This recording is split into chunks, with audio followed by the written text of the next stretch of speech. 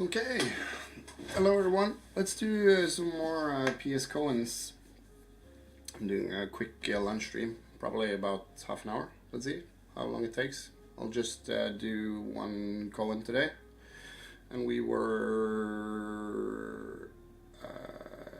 had come to AboutConditionals. So let's do this. Conditionals and branching. Conditionals operate with language keywords like if, else, and switch, and utilize Boolean statements to determine program control flow. Due to how PowerShell handles output, its conditional statements can return output data, as is usually seen in functional programming languages. So, describe if, else. Context, control flow. It is used to alter which code should be executed based on input. So we have a function called assert is even with a number parameter. So if number modulus 2 equals 0, then values or objects dropped to output on conditionals will still be used as output for the function. Yeah, so if you put it in here, it will output it to the pipeline, and if it's not 0 number modulus 2, then it will output whatever is in the else conditional. So assert is even, number 2 should be even, because 2 modulus 2 would return a 0. And for an odd number, we could use 3, which would return 1 when you do a mod 2. So this should be odd. And it can also be used alone without an else. What happens if the conditional completely skips the if statement? Well, then it will just not output anything. So function set number with an input number. If number is greater than 5, multiply it by 10. So if we run set number with number 4, it would not do anything, so I guess no. And if we wanted it to be 70, we would need to do the number 7. Okay, let's measure it before we move on to assigning values.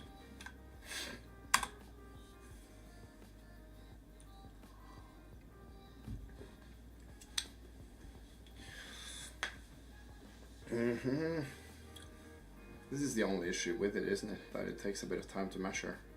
Here we go.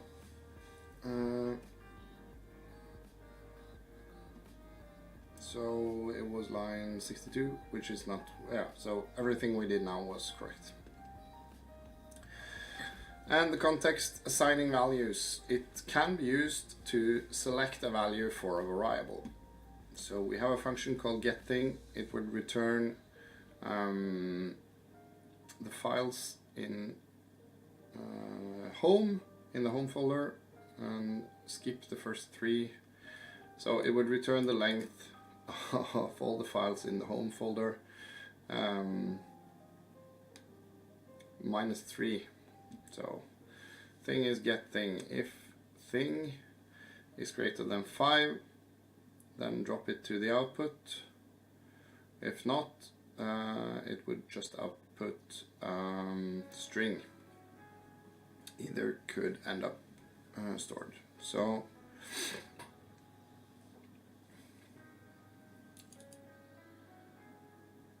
but we aren't calling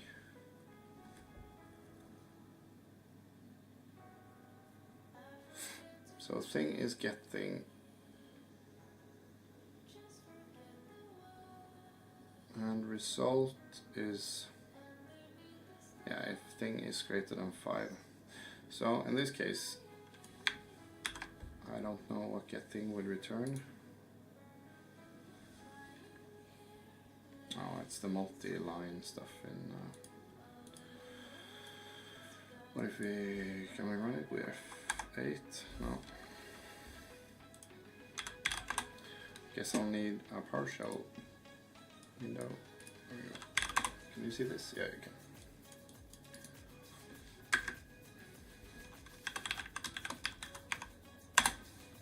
So that would return 3.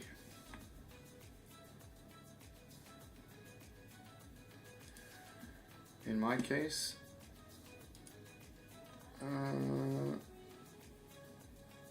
so result is not greater than 5, so it will return thing is less than 5. So in this case, 3 is less than 5.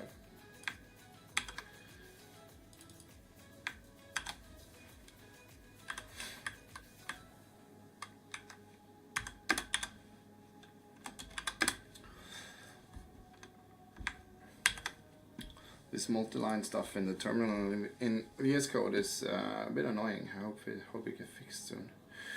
And it can also apply a condition to an else. So if we have a value, if 4 is less than 5, it will be 10. Else if string is a string, it will return high, and if not none of those, it would return -1. And in the end we would do value plus equals 1. So what would value be? If 4 is less than 5, yes, it would be 10. Wouldn't it? With 10. Let's measure it.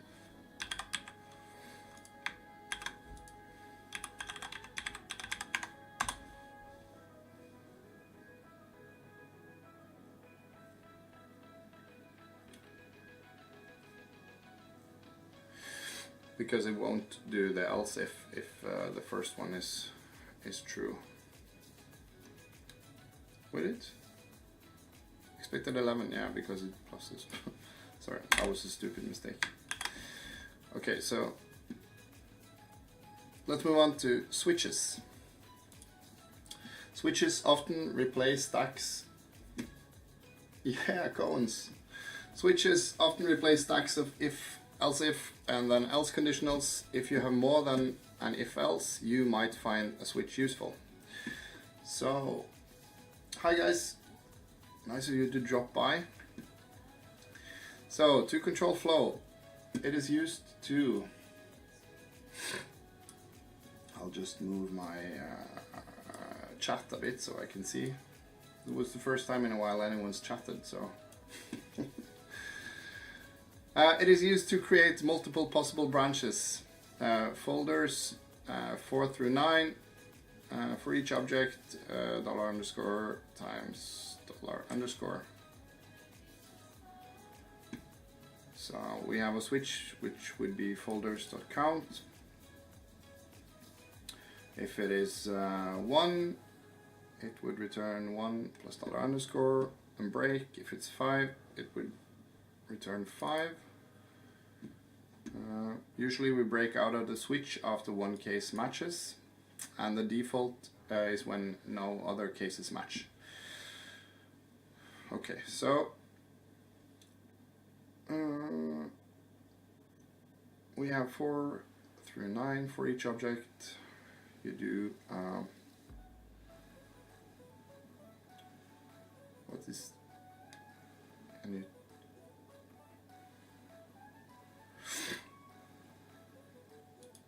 what would this return?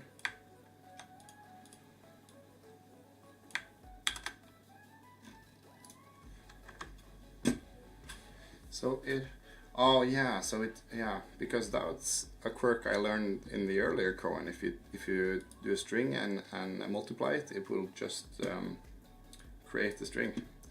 So it will do, yeah, okay, so folders.count. So in this case 1, 2, 3, 4, 5, 6. So it would return other.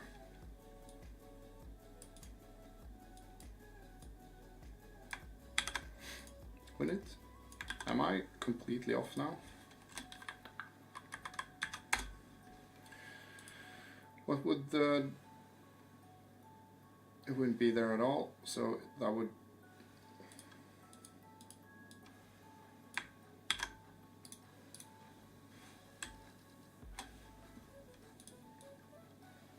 this is some weird writing I haven't seen.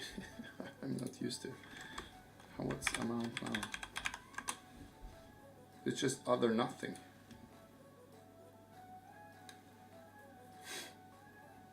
But where do we send? We don't, do we?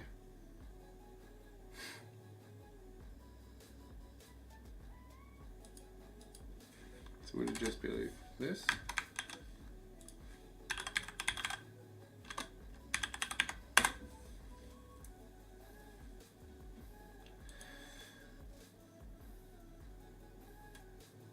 Oh, it does. I didn't know. So it would be other 6 then.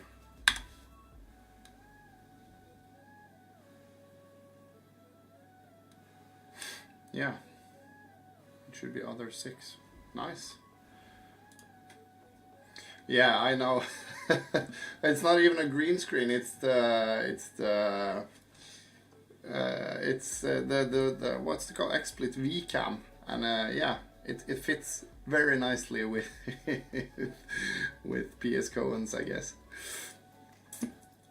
Other 6. So it helps actually read these comments as well. I did not know that the switch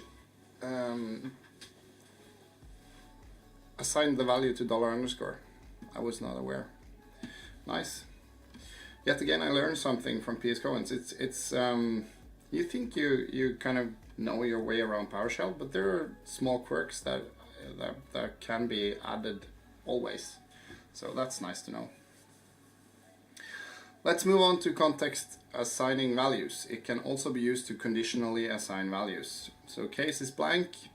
We have a variable which switches on case. So if it's 45, the variable would be hello. If it's 47, it would be 4.5. And if it's 57, it would be -1. So variable should be -1, and in that case, it would be 57.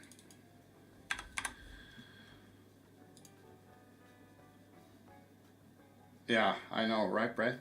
So case is 57, and it would be of type integer.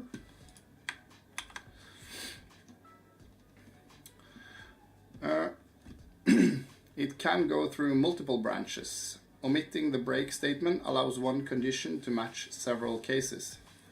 So values is a switch on the literal string condition.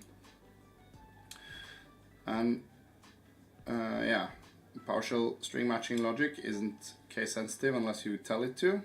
So in this case, both of these would be true. So it would be return an array with 1 and 2. Nice. That's if you skip the break. Or it would probably want me to do this, I guess.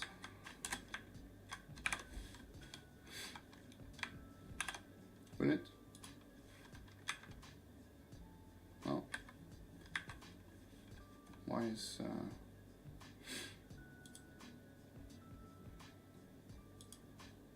no code actions available?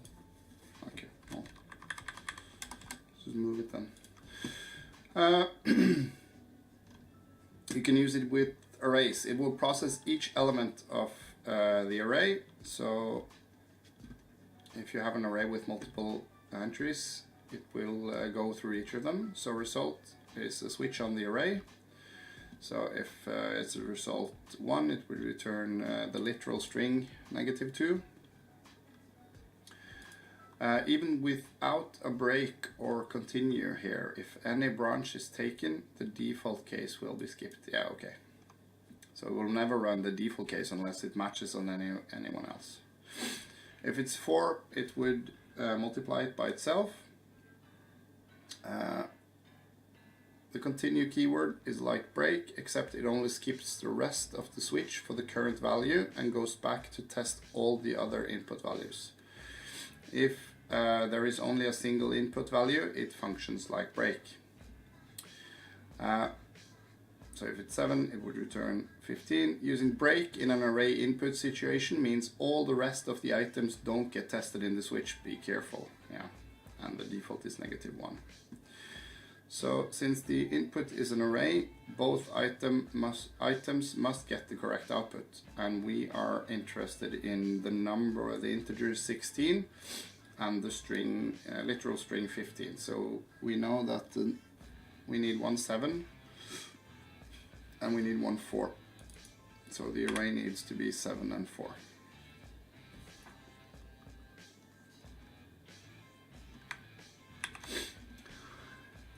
So context types of switch. It accepts wildcard conditions. So condition is blank, but only if you ask nicely, that is. So result switch with a wildcard condition. Wildcarded switches work with star for multiple characters. So harm something, harm and star would return safe, and clarity would return vision. So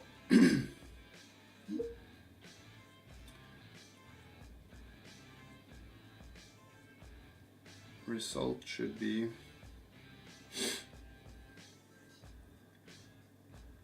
we could say, I guess, harmful and get safe. Let's test this. Measure it.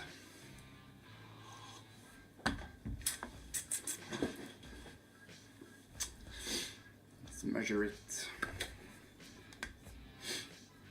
See if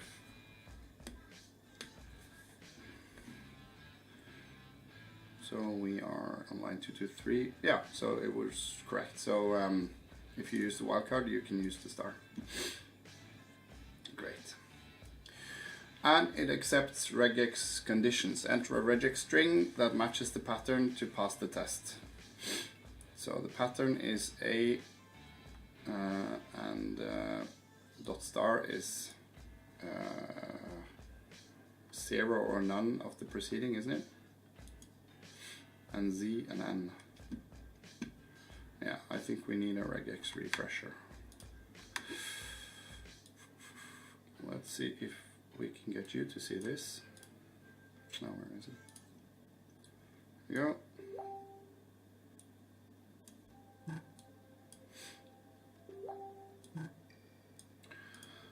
So the pattern would be this.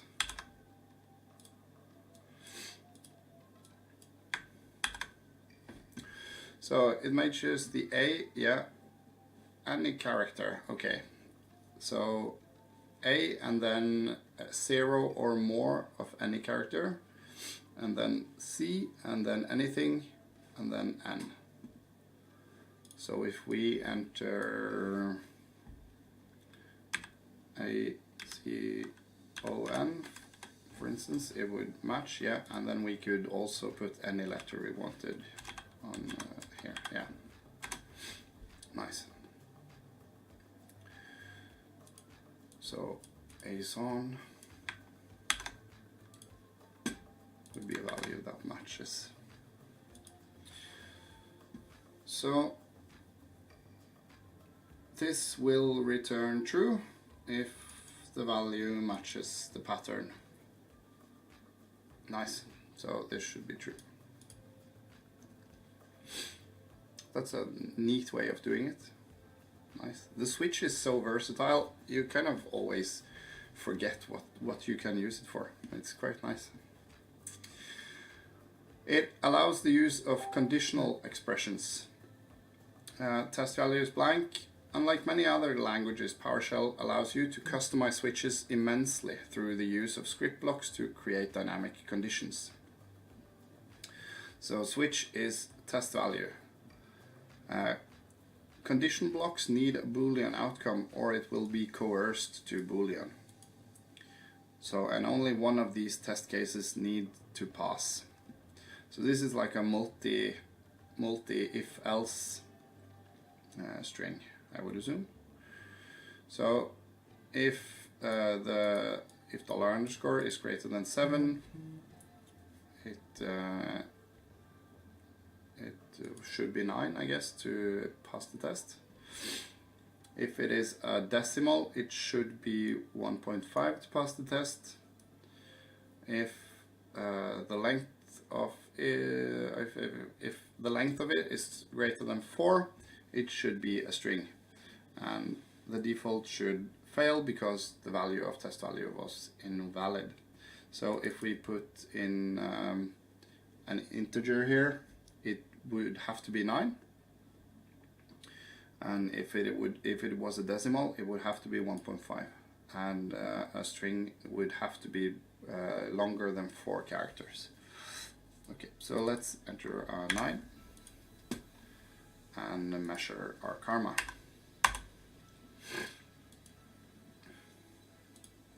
This seems to be a great place to stop for today. Was just going to do a short lunch stream. Hopefully we got it right. Yeah, so the next one is about type operators. When you smash the citadel of doubt, then the Buddha is simply yourself. These are so deep, I can't even see the bottom of them. But that's nice. Thanks for watching, everyone. We actually had a couple of viewers today, so that's nice. So I'll be back probably tomorrow with another stream. Let's see how it goes. I try to do this in the lunches every day. So thanks for watching. I'll see you next time.